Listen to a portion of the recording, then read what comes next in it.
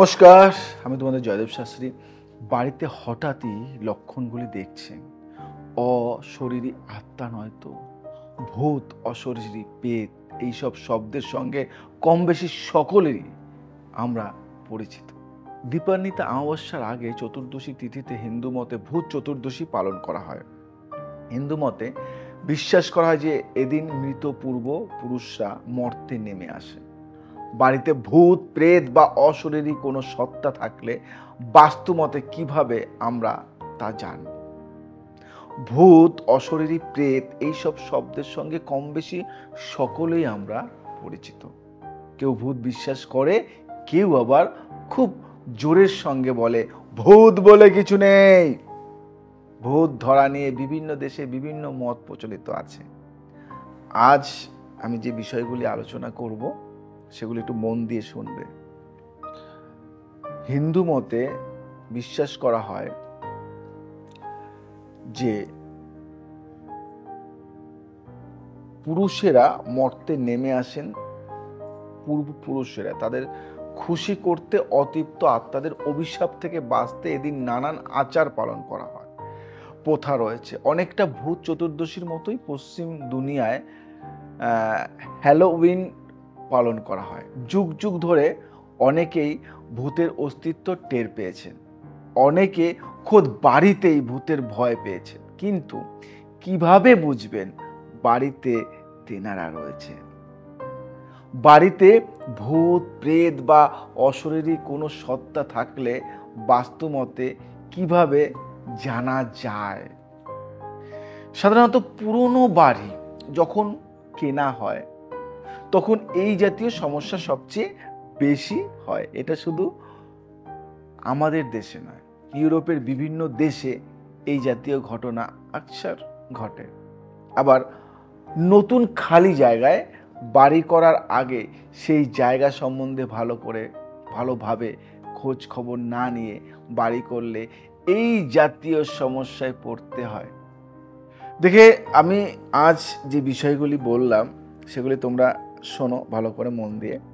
যে বাড়ির কোনো ঘর বা চিলেকোঠা থেকে নানা ধরনের আওয়াজ, শব্দ, যেমন ধস্তাধস্তির আওয়াজ, মানে কেউ কারোর সাথে ধাক্কি করছে, কাচের আওয়াজ, বাসনপত্র মেঝেতে পড়ে ভেঙে গেল যেমন শব্দের সৃষ্টি হয় তেমন শব্দ, দরজা বন্ধ বা খোলার আওয়াজ, কারো হেঁটে যাওয়ার আওয়াজ, হাসির আওয়াজ, এরকম নানা রকম শব্দ শোনা যায়। আবার এও দেখা যায় বাড়িতে কেউ নেই অথচ ইলেকট্রিক লাইটগুলি জ্বলছে আর নিভছে, জ্বলছে আর নিভছে। হঠাৎ মনে হলো কোনো একটা ছায়া ঘরের একদিক থেকে অন্যদিকে চলে গেল, পিছু নিয়ে দেখা গেল কোথাও কিছু নেই। যে বাড়িতে ভূত আছে সেখানে দেখা যায় অচেনা, অপরিচিত অনেক জিনিসপত্র কে যেন ফেলে গিয়েছে। বন্ধ ঘর খোলার পর দেখা গেল জিনিসপত্র বা আসবাবপত্র স্থান পরিবর্তন হয়ে আছে। এই ধরনের বাড়িগুলিতে মিটমিট করে জ্বলা আলোতে একটা কুয়াশার মতো কিছু একটা আস্তে আস্তে সরে যেতে দেখা যায়। ভালো করে মন দিয়ে শোনো, ভালো করে মন দিয়ে শুনবে। কিন্তু এই কথাগুলি কিন্তু খুব সেন্সিটিভ। বাড়ির কোনো একটা ঘরে বা স্থানে হঠাৎ করে প্রচণ্ড ঠান্ডার অনুভূতি হয়, ঠান্ডা লাগছে, শিরশির করে উঠছে গা হাত পা। বাড়িতে পোষা জীবজন্তু যেমন কুকুর বা বিড়াল থাকলে হঠাৎ করে তারা অস্বাভাবিক আচরণ করতে থাকে। গভীর রাত্রে বা দুপুরে কোনো কারণ ছাড়া কুকুর বা বিড়াল ডাকতেই থাকে, ডাকছে। বাড়ির দেয়ালে নানাভাবে বিশ্রী রকমের আঁচড়ের দাগ বা কাঠের আলমারি বা কাঠের কোনো আসবাবপত্র খোদাই করা কোনো বিকৃতি ছবি এইসব বাড়িতে অনেক সময় দেখা যায়। পোষা কুকুর, বিড়াল বা টিয়া পাখির রাত্রিবেলা ঘেরা জায়গায় কেউ বা কারা মেরে ফেলেছে। যদি বাড়িতে পোষা জীবজন্তু যেমন কুকুর বা বিড়াল হঠাৎ অস্বাভাবিক আচরণ শুরু করে, যেমন গভীর রাতে কাঁদা বা গলা ছেড়ে ডাকা বাড়িতে অশরীরী আত্মার উপস্থিতি থাকলে আচমকাই বাড়ির পোষ্য যেমন কুকুর, বেড়াল বা টিয়ার মৃত্যু হয়। ভূত আছে কি নেই এই তর্ক চলবে। বিজ্ঞানের যুক্তি দিয়ে ভূতের অস্তিত্ব বিপন্ন করা একদমই উচিত হবে না, কারণ তারেনি খুঁড়োর মতো গল্প বলা মানুষগুলি আমাদের সমাজ থেকে হঠাৎ উধাও হয়ে যাবে।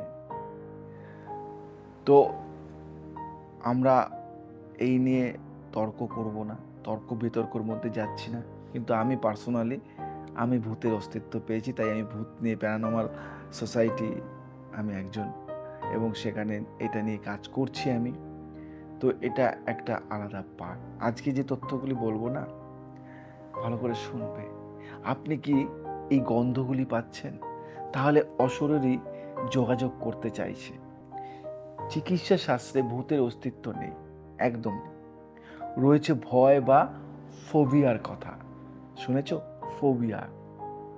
কারো উচ্চতা থেকে ভয় হতে পারে, উঁচু জায়গা থেকে, কারো জল থেকে ভয় হতে পারে, কারো আবার কুকুর থেকে ভয় হতে পারে। তেমনি ভূত থেকে ভয় বা ফোবিয়া হওয়া স্বাভাবিক। বিজ্ঞানের যুক্তি আর ভৌতিক বিশ্বাসের মধ্যে তর্ক দীর্ঘদিনের। যুক্তির মাপকাঠিতে ভূতের অস্তিত্ব না পাওয়া গেলেও মনের কোণের অন্ধকারে কুঠুরিটা সবসময় যুক্তিতর্কের ধার ধারে না। বিশ্বাস করুন বা নাই করুন, আলোচনা সমালোচনার শেষ নেই। এক শ্রেণীর বলে অশরীরী আছে, এক শ্রেণী বলে নেই। তবে প্যারানর্মাল বিশেষজ্ঞদের দাবি অনেক সময় অশরীরী আমাদের সঙ্গে যোগাযোগ করতে চায়। সেটি এমন কিছু ঘটবে যা বর্ণনা করা সম্ভব।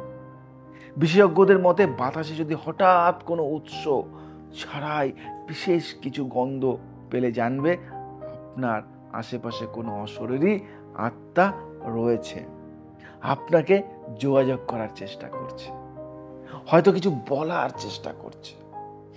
কিভাবে বুঝবেন?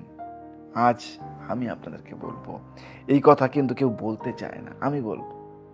শরীরে হঠাৎ শিহরণ জাগতে পারে। এই দেখুন, আমার গায়ের একদম পশমগুলি খাড়া হয়ে যাচ্ছে। হঠাৎ শির দ্বারা ঠান্ডা স্রোত বয়ে যাওয়া, কানের কাছে অচেনা ফিস ফিস করে কেউ কিছু বলছে, বুকের ভিতরটা খালি খালি ভাব। ভূতের সিনেমা দেখতে গিয়ে হামেশাই আমাদের এই অনুভূতিগুলি হয়। আমাদের চারপাশে অশরীরীর উপস্থিতিও শরীরে হঠাৎ করে শিহরণ জাগাতে পারে। গ্রীষ্মের রাতেও হঠাৎ করে শির দ্বারা দিয়ে ঠান্ডা স্রোত বয়ে যেতে পারে। অস্বাভাবিক পরিস্থিতি অশরীরীর উপস্থিতির প্রমাণ। কিন্তু এখানে একটা কিন্তু আছে। কিন্তু আপনি কি কখনো ভূত দেখেছেন?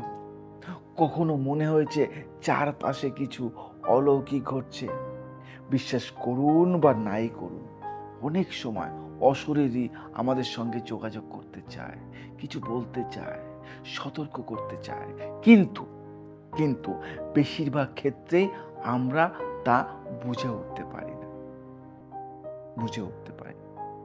এমন কিছু ঘটবে যা বর্ণনা করা সম্ভব নয়। অশরীরী জগতে যুক্তির জায়গা নেই। অশরীরী জগতে যুক্তির জায়গা নেই, তাহলে কিভাবে বুঝবেন কোনো অশরীরী আপনার সঙ্গে যোগাযোগ করতে চাইছে কিনা? তাই মানুষের সঙ্গে অশরীরীর যোগাযোগকেও যুক্তির চশমায় বোঝা সম্ভব নয়। অনেক সময় আমাদের সঙ্গে এমন কিছু ঘটে যা বর্ণনা করা সম্ভব হয় না। এর পিছনেও অশরীরীর হাত থাকতে পারে। টেলিপ্যাথির মাধ্যমে আমাদের মনে কোনো ভাবনা ঢুকিয়ে দিতে পারে অশরীরী, বা এমন কোনো স্মৃতি ঢুকিয়ে দিতে পারে যা আমাদের সঙ্গে কোনোদিনও ঘটেনি। গোলাপ, লাইল্যাক, জুঁই ইত্যাদি ফুলের গন্ধ কোনো কারণ ছাড়াই নাকে এসে সাবধান। যদি কোনো কারণ ছাড়া নাকে আসে এই গন্ধ, তাহলে সাবধান। বিশেষ করে লাইল্যাকের গন্ধের সঙ্গে বিধেয়ী আত্মার যোগাযোগ বিদ্যমান। প্যারানর্মাল বিশেষজ্ঞরা জানান, এমন কোনো গন্ধ হঠাৎ আপনি পেতে শুরু করলে যা আপনাকে কোনো পুরনো ঘটনা মনে করিয়ে দিচ্ছে। তখনও বুঝতে হবে কাছেই রয়েছে অশরীরীর উপস্থিতি। জোরালো অনুভূতি, জোরালো অনুভূতি।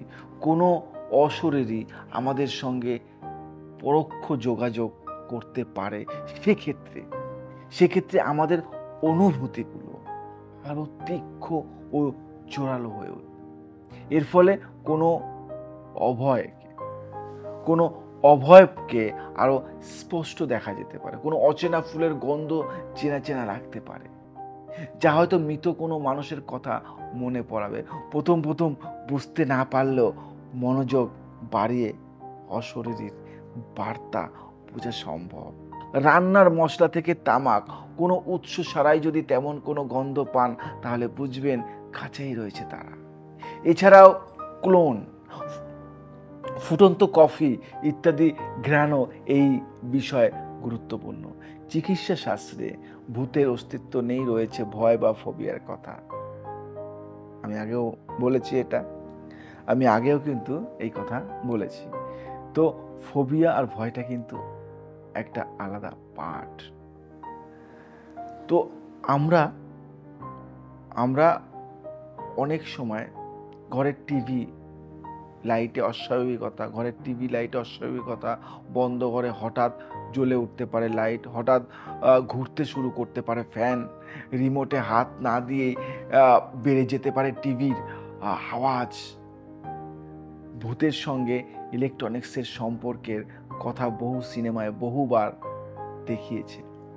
তার মানে এই নয় যে সব কিছু মন গড়া।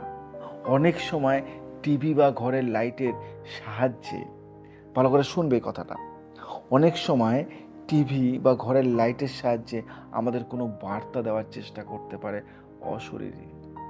অনেক সময় এমনও ঘটতে পারে যে অনেকের মাঝখানে আপনি কেবল এমনটাই অনুভব করছেন, বাকিরা অনুভব করতে পারছে না। এমন ক্ষেত্রে বুঝতে হবে যে অশরীরী আপনার সঙ্গে যোগাযোগ করতে চাইছে। বিজ্ঞানের যুক্তি আর ভৌতিক বিশ্বাসের মধ্যে তর্ক দীর্ঘদিনের। যুক্তির মাপকাঠিতে ভূতের অস্তিত্ব না পাওয়া গেলেও মনের কোণের অন্ধকার কুটিরটা সবসময় যুক্তিতর্কের ধার ধারে না। আমি আপনাকে কি বললাম? তাই গল্প, সাহিত্য বা সিনেমায় ভূত সবসময় আমাদের মধ্যে শিহরণ সৃষ্টি করে। সবসময় স্পষ্ট স্বপ্ন বা অনুভূতি, ধ্যান বা স্বপ্নের মধ্যে অশরীরী আমাদের সঙ্গে যোগাযোগ করার চেষ্টা করতে পারে। ধ্যান করা, আজকে একটা কথা বলি, ধ্যান করার সময় আমাদের মন শান্ত থাকে, তাই সেই সময় আমাদের মনোযোগ আকর্ষণ করা তুলনায় সহজ। আমাদের মনোযোগ আকর্ষণ করতে বিভিন্ন ধরনের কাল্পনিক দৃশ্য বা চরিত্র তৈরি করতে পারে অশরীরী। গভীর ঘুমের মধ্যেও আমাদের স্বপ্ন দেখাতে পারে, যে স্বপ্ন খুবই স্পষ্ট, বাস্তবে খুব কাছাকাছি। এই জিনিসগুলি যদি আপনার সাথে ঘটে, তাহলে ভাববেন সত্যি ভূত আছে। আমি এই তর্ক বিতর্কের মধ্যে যেতে চাইছি না, শুধু এটুকু আমি অনুভব করি, আমি পেয়েছি, আমি বুঝেছি, আমি জেনেছি, তাই তোমাদেরকে জানিয়ে দিলাম এই জিনিসগুলি। যদি ভালো লাগে, আরও কিছু যদি জানতে চাও, কমেন্ট, লাইক করো, শেয়ার করো, তোমাদের বন্ধু সার্কেলের মধ্যে ছড়িয়ে দাও। আজ আবার আসবো নতুন কিছু নিয়ে। ভালো থাকো, সুস্থ থাকো, সবাইকে ভালো রাখো। জয় শ্রী রাম।